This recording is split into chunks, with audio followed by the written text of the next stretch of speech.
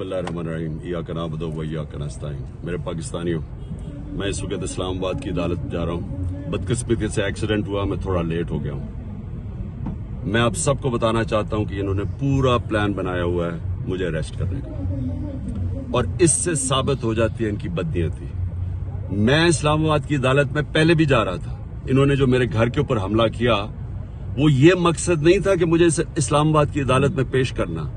मकसद ये था कि मुझे जेल में डालना। जेल में क्यों डालना?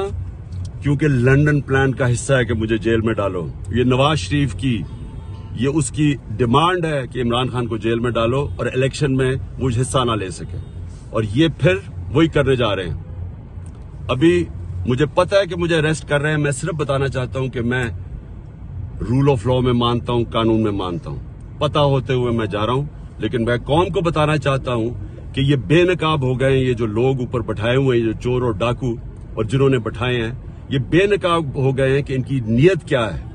नीयत कभी इस मुल्क में कानून नहीं थी। इसमें जंगल का कानून नाफिज किया हुआ है इन्होंने।